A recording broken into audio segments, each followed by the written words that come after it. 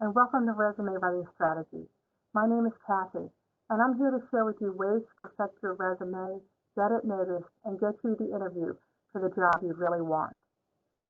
In today's session, we're going to cover what is a resume, what are the guidelines of a resume, and the core components of a resume. The resume serves as an introduction to potential employers. Some people feel their resume should be a summary of their work experience. A resume isn't about listing your professional history. It's a strategic marketing tool. It is the way in which you communicate your skills, experience, and value to employers while determining how successful you are at generating quality interviews and landing your next job. Be sure your resume tells a clear story of who you are as a professional. The resume, interview, application, reference resources, and any social media profiles work together to create your complete job search package. Sell yourself as the best candidate for the role. The resume should summarize your education, expertise, and experience. A common mistake many job seekers make is to create one single resume. They blast it out to every hiring company and recruiter they can find. This is not going to give you the outcomes that you're looking for. It's important to devote the time and energy in crafting a customized resume for each employment opportunity. You will never get a second chance to make the first impression. What are some things that you think about when you're targeting your energy and efforts into your job search? Perhaps identify an employer top 10 list. Which companies are your best prospects? Use the web to research the company's culture, leadership, and philosophy. Google them, see if they have anything new happening, and check their growth, or if they have a revolving door of job openings. You might want to evaluate the logistical issues, like how long is the commute? Is there public transportation nearby? What are their working hours? And is there travel required?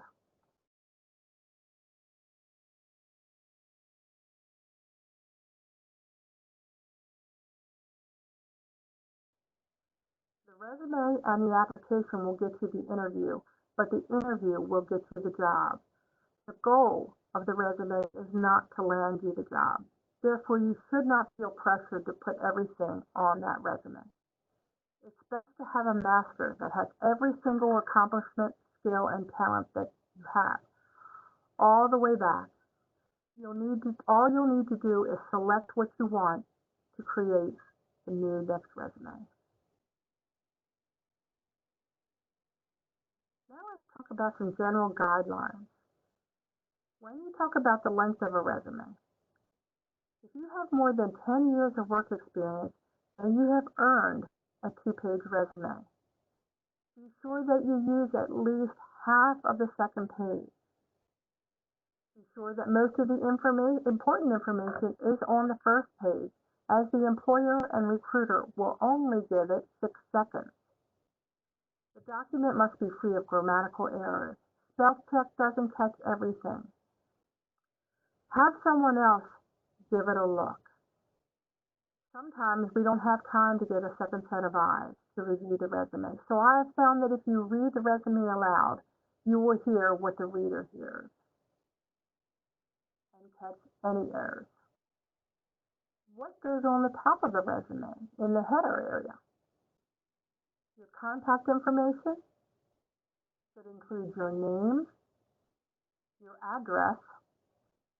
But today, some people do not want to include their address, just the city and state, and this is considered acceptable practices in today's market. Your email address.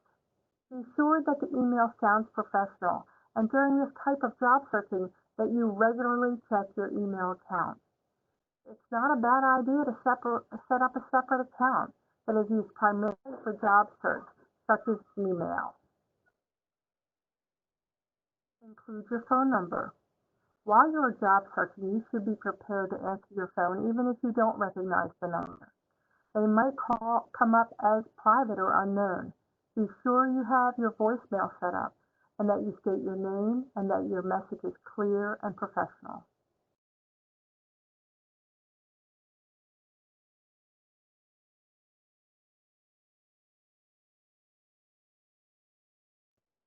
If you have a LinkedIn profile, you should include your URL on the header of the resume. Make sure your profile and the resume are consistent with each other. When formatting the resume, understand that the whole document should only have one font style, such as Times Roman or Arial. They're simple fonts and easier to read. You can use up to 3 font sizes. Your name might be in a 16-point font, subheaders 14, and the body no smaller than 11 point. It makes it more difficult to read.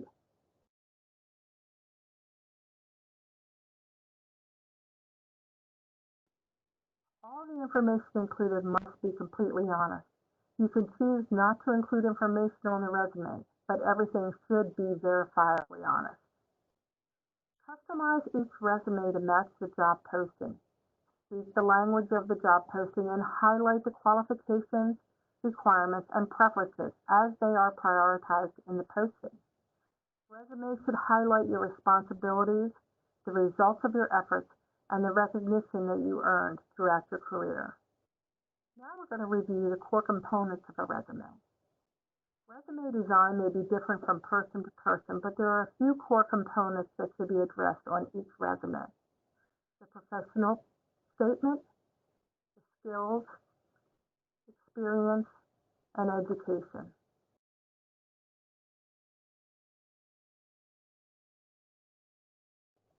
Your accomplishments can have their own section, or they can be embedded within the experience section of the resume.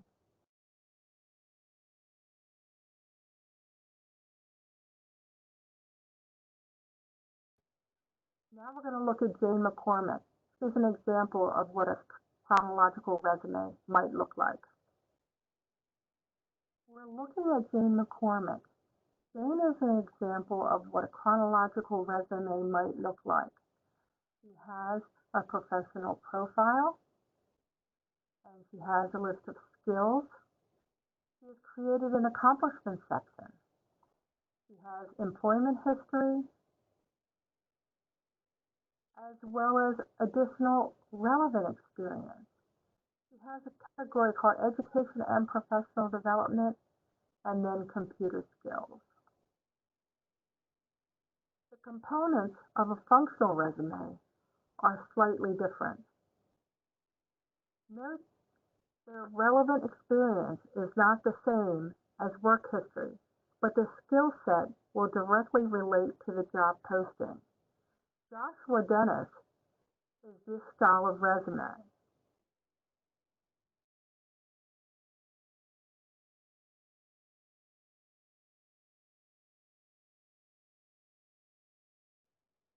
Let's take a look at Joshua's resume.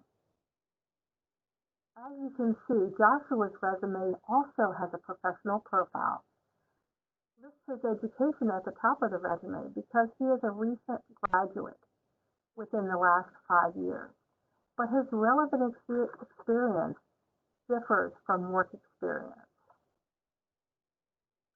A combination resume is just what it sounds like. It combines the chronological and functional resume and is great for career changers. It can highlight your skills as well as your work history.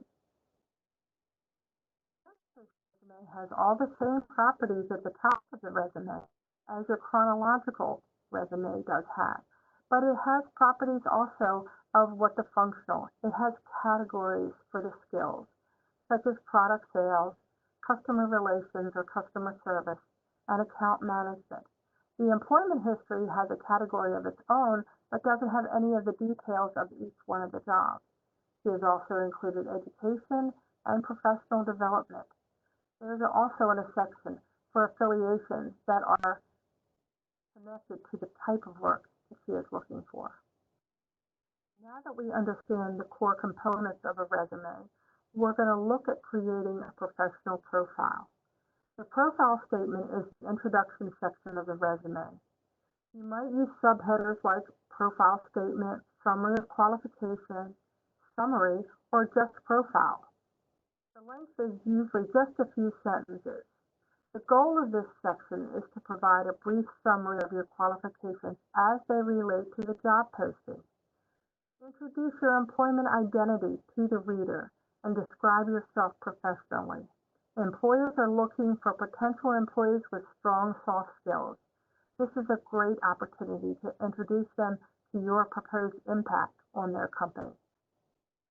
Note: take time to review the job posting, highlighting the soft skills and the hard skills that are required for that position, and identify them in your list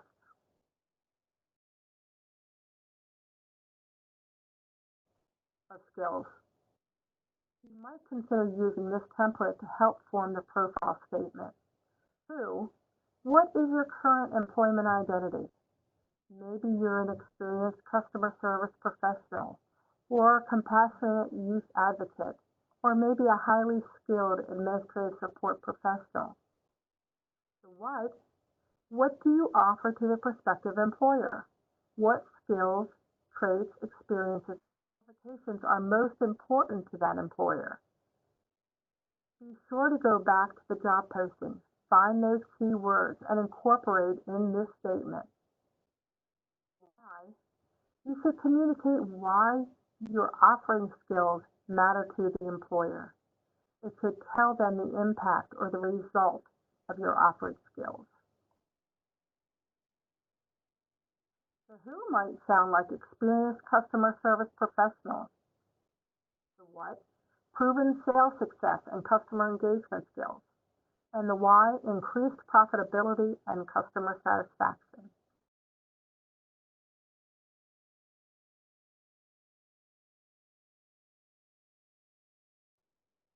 When you put it all together, it could sound something like this. Experienced customer service professional offering proven sales success and customer engagement skills, resulting in increased profitability and customer satisfaction for your organization. The skills section. The skills section gives you an opportunity to directly connect to the job. Headers might be like knowledge, skills, and abilities, professional qualifications, core competencies, or skills.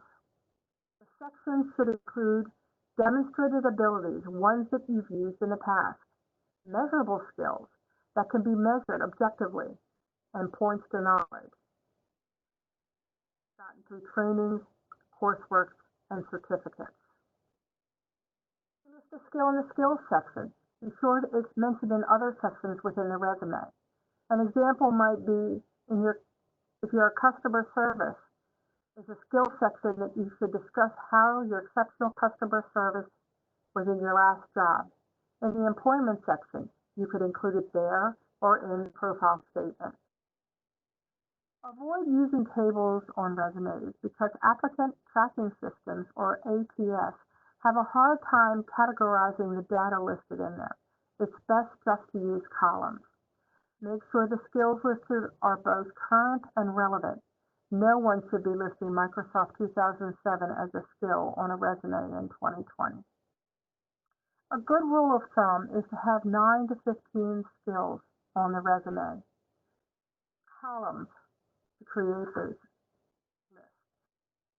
Columns can help you organize your skills without taking up too much of your real estate. Make sure the skills list and match skills in the job posting exactly. It ensures better keyword matches. If your industry is in IT or in project management, you might want to categorize skills by section. Transferable skills are skills and abilities that are relevant and helpful across different areas of life, socially, professionally, and in schools. They are portable skills.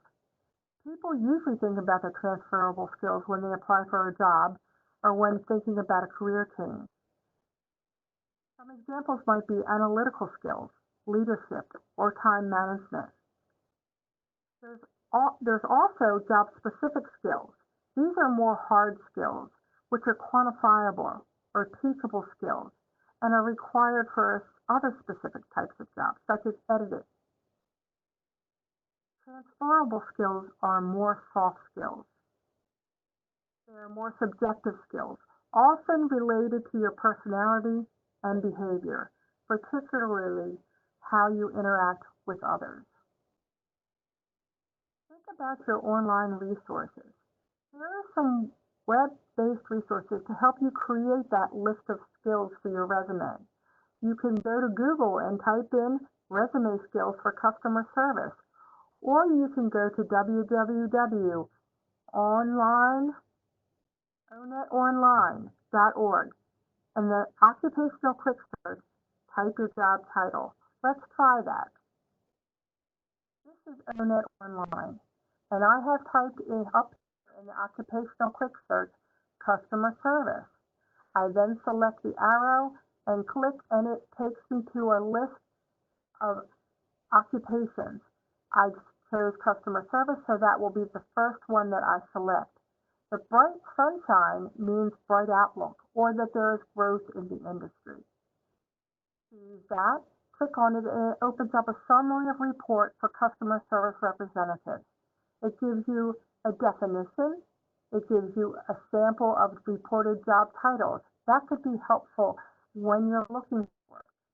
It also gives you lists of tasks that someone in a customer service position might do. Then you can look at the technology skills that you might want to include on the resume. Be sure that you can do these skills. The knowledge, again, more skills like active listening, speaking, service orientation. Work activities. Detailed work activities, and so on. This is a really good site to look at. It can really help you in creating that resume and getting that skills section sharp. Here's an example of what a skills section completed might look like. The writer has chosen core competencies as their header. They have looked at what skills the employer wants first, and that's what they started their list with. They've chosen customer service, communication, sales, presentation, so on and so forth.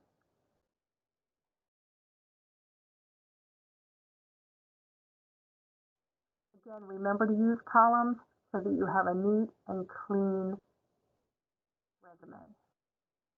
The work experience section of the resume can be titled many different things, such as employment history, professional experience, work history, or just experience. These type of headers are normally used in a chronological style resume. Every employment section must include an employer, job title, location, and dates. The section should be a mixture of responsibilities and results, not just a copy of the job description. Highlight your job tasks. They should be relevant to the job posting. Only list tasks that are important to that particular job opportunity. This is one reason why you revise the resume for each job. Whenever possible, include numbers to provide context for tasks. Example might be, instead of saying provided case management services, say provided administrative support for 2 high-level executives, or consistently exceeded sales goals by 15%. Adding numbers can help the employer see that you are able to do the things for him that you have done for others. Action verbs can help create a dynamic document. Some examples can be developed, implemented, directed, supervised, created, invented, and facilitated. Be sure that each item in the list begins with a consonant formatting and tense. Consider using the CAR technique. That will help you craft impact statements as a part of the employment history section. When thinking about this kind of statement, consider what was the competency or the skill that was used, the action, the task was performed, and the result of the impact or the outcome. Your CAR might sound something like this. The competency is knowledge of Microsoft Excel. The action, built an inventory control system spreadsheet, and the results, optimized inventory levels and increased profitability. When you put it all together, it might sound something like this. Utilized expert level knowledge of Microsoft Excel to build a new inventory control system, which resulted in optimized inventory levels and increased profitability. This slide demonstrates how the sell your car technique looks in a resume. Notice the use of connector words used to create sentences from 3 sections. Each bullet point begins with a strong action word and has the same tense. We recommend that everyone has some type of education section on their resume, regardless of their individual education level or attainment. Titles for this section might be professional development or training and development. Professional development workshops, trainings, and seminars can be used when post-secondary education is limited. You should focus on completed resumes. There are always ways to include incomplete degrees and show value. Remember to be honest.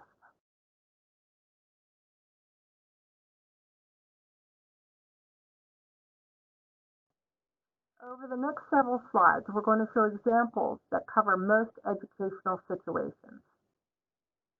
With your education information, consider including relevant coursework, your GPA, awards, and any publications or presentations.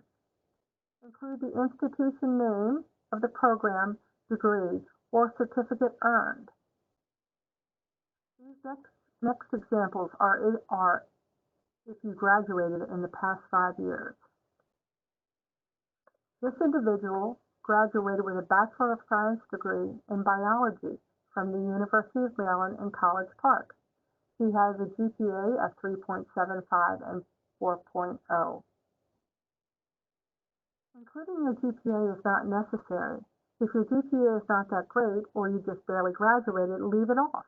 Alternately, if you have been out of school for a long period of time and have a fair amount of experience, then your GPA is not relevant.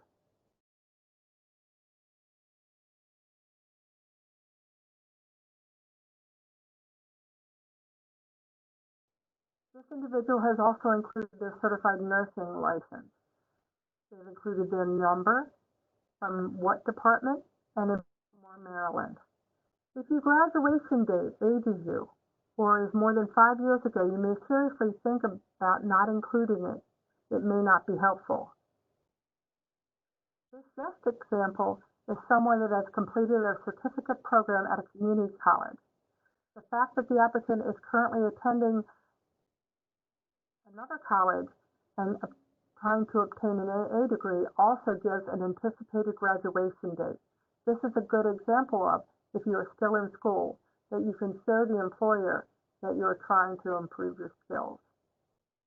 This slide shows a recent graduate and identifies that the graduate's degree, what the degree is in, and the year of graduation.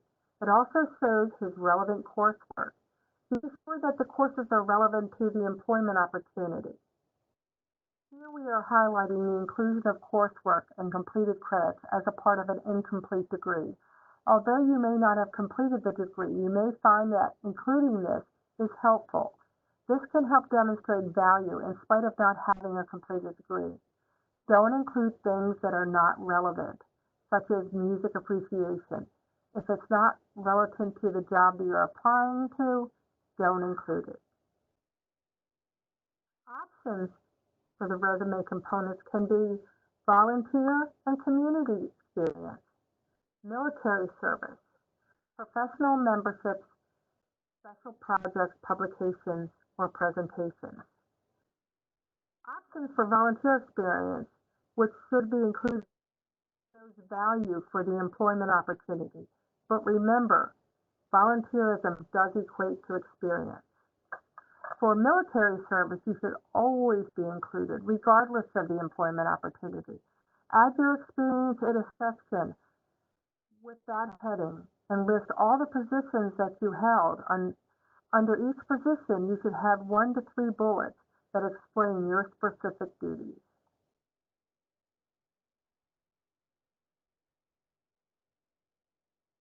A cover letter should introduce you to an employer. It is designed to do a few things. The first thing is to call the employer's attention to you as a person for that position. This is where you really soar as an eagle. It also summarizes your qualifications for that position without being redundant. Always send a cover letter when given the option, and remember to target the cover letter to that specific job. The cover letter is critical to your arsenal of marketing materials. An effective cover letter complements the resume and should also be targeted to that specific job ad.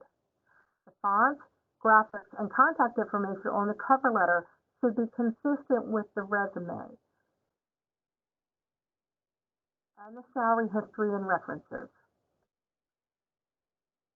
When writing the cover letter, tailored to the job ad. Job ad is an indication that the company has a problem. Read the ad to determine that problem. Think about how you can help the employer solve the problem and then tell them. Remember, applying for the position is not about you or about what you want. It's the value you add to that company. In your cover letter, convince the employer that you can solve that problem. Think about what you're saying to the employer in your cover letter. Are you addressing the concerns the employer has? Lastly, what can I say about a cover letter that will catch an employer's attention? Cover letters are about selling versus telling.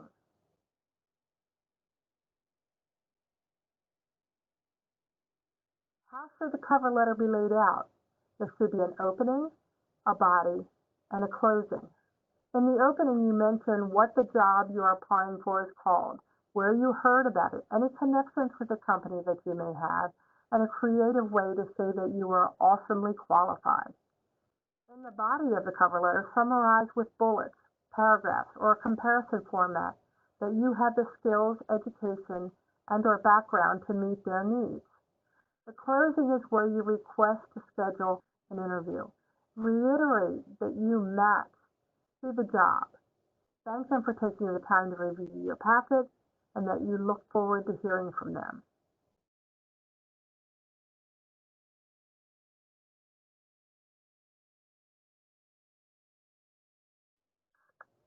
Now let's look at a comparison between telling and selling.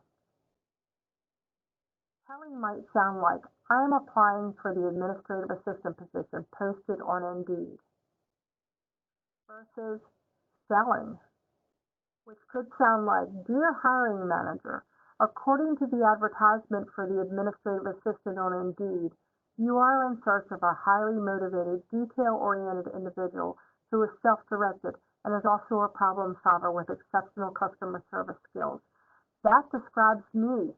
I am an administrative professional with over 10 years of experience in the insurance industry. Which option would make you want to read further? There are things your cover letter should do. It should grab the reader's attention. Surprise them. It should sizzle just a little. Once you reel them in, outline the skills that you possess relevant to what the employer is looking for. By outlining your skills, you indicate that you could solve the problem that the vacancy presents. You want to close the letter by asking for the interview. Let's look at ways to ask for an interview.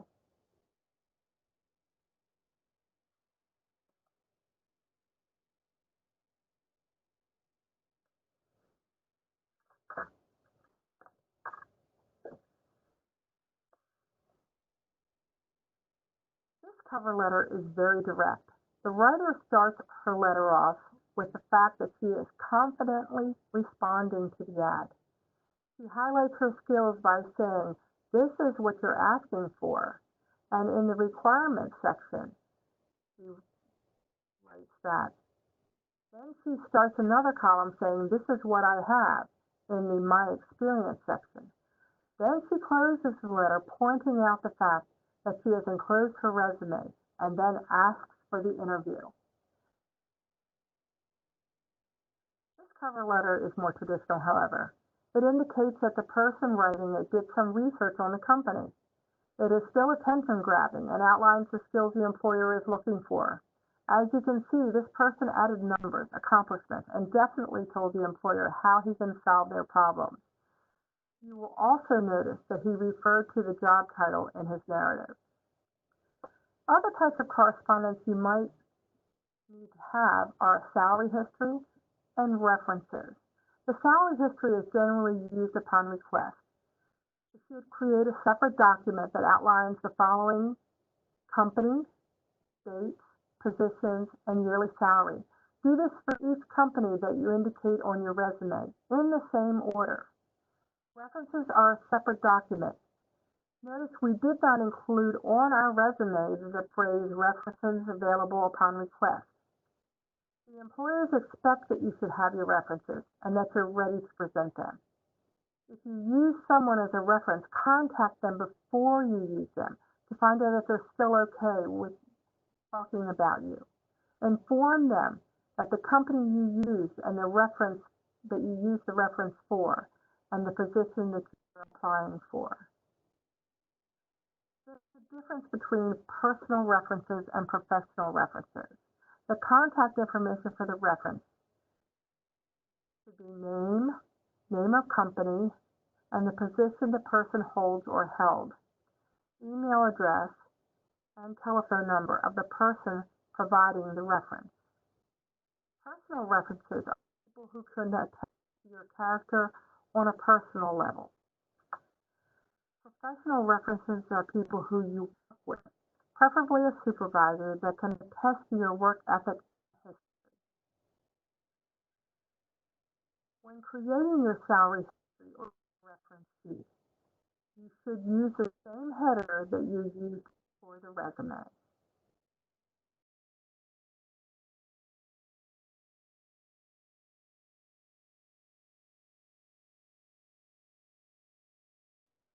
Using all the same fonts, borders, bullets, and graphics make your package consistent.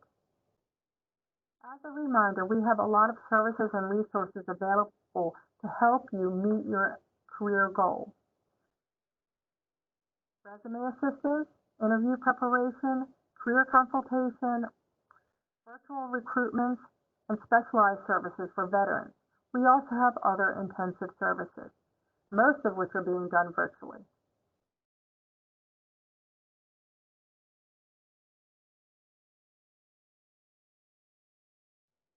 We also have 3 locations within Baltimore County: the Career Center at Hunt Valley on McCormick Road, Career Center at East Point off Eastern Avenue, and the Career Center at Liberty on Offit Road.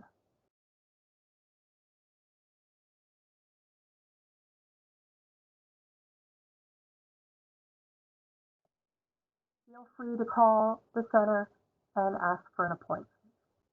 Thank you so much for listening.